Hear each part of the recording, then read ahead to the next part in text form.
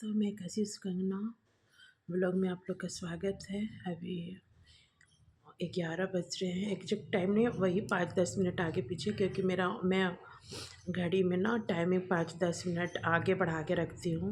अब आप लोग पूछोगे कि क्यों, तो एक्चुअली इसलिए क्योंकि जैसे काम करना है, कुछ भी काम करना है तो टाइम लगता है। मतलब जो काम आपको, जैसे मान लें कि 11 बजे का रिक्वायरमेंट कोई काम है, कहीं जाना है या कुछ भी अर्जेंट काम है, तो आप लगता है कि वही मतलब अभी 11 बजे मतलब तो टाइम है, इसलिए मैं 5-10 मिनट बढ़ा के रखती हूँ। मतलब कभी कभी लेट हो जाता है, तो इसलिए 5-10 मिनट बढ़ा के रखती हूँ कि कम से कम 5-10 मिनट पहले बढ़ा के रखी तो मुझे लगा कि 11 बज गया, बट अभी 10 मिनट रियल टाइम में 10 मिनट लेट है।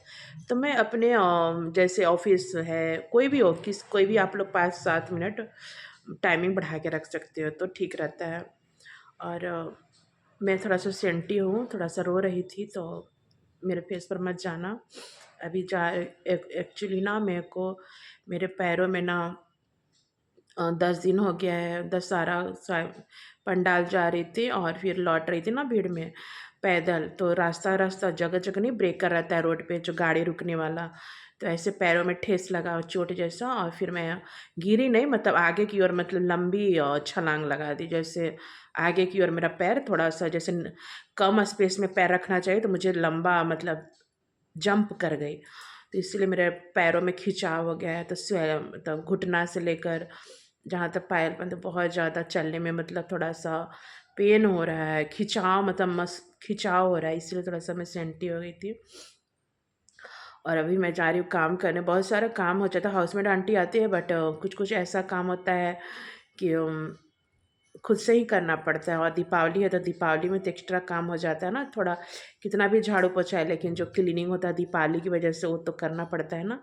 जैसे फालतू से वेस्टेज सामान हम लोग हैं कि यूज किए, फिर यूज पता है कि हमें उसका यूज नहीं है, जब वो 1 ईयर से यूज नहीं हुआ है तो अभी भी यूज नहीं है, बट है कि डब्बा में शोभा रहता है, रेखों पे अलमीरा पे रखा रहता है कि हाँ मेरा ये चीज़ है, बट वो साल भर से यूज नहीं हुआ है। लेकिन हम लोग मन को समझाते हैं कि मेरा सामान है यूज करने वाला, तो वो सब है फालतू जो वेस्टेज सामान है, जब मैं 1 ईयर से यूज नहीं की।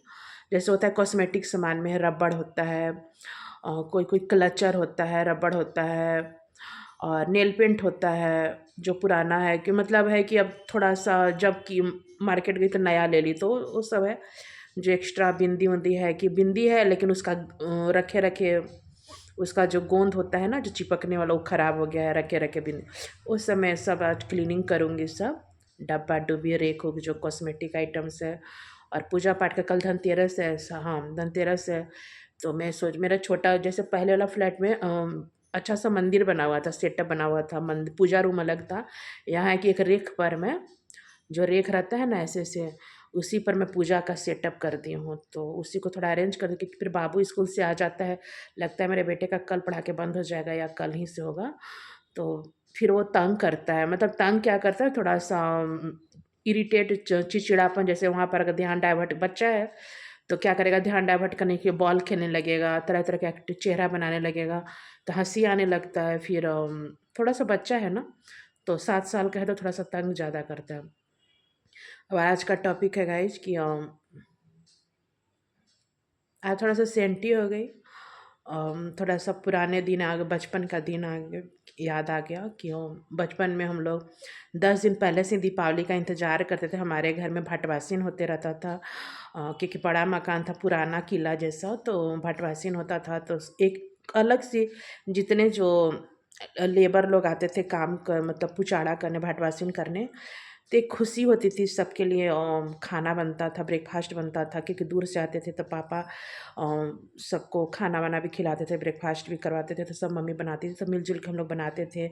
फिर एक पुचाड़ा होता था, तो रूम में कैसा शाइनिंग कलर बताना है भटवासिन में, पिंक कलर, तो हम बच्चों का चॉइस रहता था कि कोई रूम में पिंक कलर हो, कोई रूम में स्काई ब्लू हो, तो इस तरह से बहुत अच्छा लगता था। तो और फिर छोटा सा डॉल हाउस बनाती थी मिट्टी का ईंटा से, 3 3 फ्लोर 4 फ्लोर 2 फ्लोर इस तरह से गुड़, उसको घर कुंदा बोलते थे। कौन कौन लोग घर कुंदा जानते हैं, तो उसमें फिर पूजा पाठ के दिन वो 7 गो चुक्की में साथ मिक्स अनाज वगैरह रखते थे, पूजा करते थे, तो वही सेंटी हो गई। और लड्डू रहता था, लड्डू और बालूशाही और शक्करपारे। तो मम्मी का याद आ गया और थोड़ा सा कहते हैं कि ये गाना गाती, गली बिछड़ गए शहर बिछड़ गया, दिल मेरा टूट गया, बाबुल दा बेरा छूट गया। कैसे उतना याद नहीं है, तो एक अलग सी खुशी होती थी। बड़ा परिवार था, दादा दादी पापा मम्मी बुआ, तो एक अलग सी एक्साइटमेंट होती थी। लेकिन धीरे धीरे होता है कि आप नए रिश्ते बनाने के चक्कर में पुराने रिश्ते सब पीछे छूटते जाते हैं। और माँ बाप का कदर कीजिए। माँ बनने पर आपको पता चलता है कि हमारे माँ बाप कितने परेशान रहते थे। हम बच्चों के लिए खाती नहीं थी, तो मम्मी मेरा मनपसंद का लड्डू है, खीर है, खोया बना देती थी दूध का। और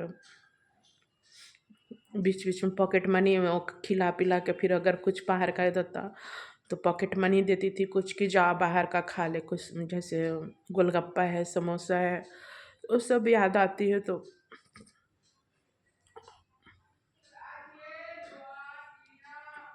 और मैं बता दूँ गाइस कि जितनी भी बेटियां हैं उन लोगों के लिए है, कभी भी लव मैरिज अरेंज मैरिज पर मैं वीडियो बनाऊंगी, सभी पर है। माँ बाप अपने बच्चों का अच्छा शादी करते हैं। गरीब माँ बाप भी हैं तो खेती बाड़ी बेचकर कर्ज लेकर शादी करते हैं। तो कभी भी माँ बाप के डिसीजन का डिसोवे मत कीजिए। जहाँ माँ बाप आपके शादी करते हैं, समझो कि वो आपके बहुत अच्छा शादी करते हैं। तो कभी भी बेटियाँ, जितनी भी बेटियाँ हैं, लव मैरिज चक्कर में मत पड़ो। माँ बाप के फैसले का रिस्पेक्ट करो। और जहाँ भी आपके पेरेंट्स शादी करते हैं, अगर इन फ्यूचर कभी भी आपके रिश्ते में प्रॉब्लम आती है, तो माँ बाप हैं आपके, जितने समाज हैं आपको आपको हेल्प करते हैं। तो जितनी भी बेटियां हैं, माँ बाप का रिस्पेक्ट करो, माँ बाप के फैसले का सम्मान करो। और अरेंज मैरिज कीजिए। अरेंज मैरिज में जितने भी लड़के, बॉयज़ हो या गर्ल हो, अरेंज मैरिज कीजिए, क्योंकि पेरेंट्स का डिसीजन जो भी होता है ना, वो बहुत अच्छा होता है। ओके, फिर मैं काम करती, फिर मैं नेक्स्ट ब्लॉग में बताती हूँ।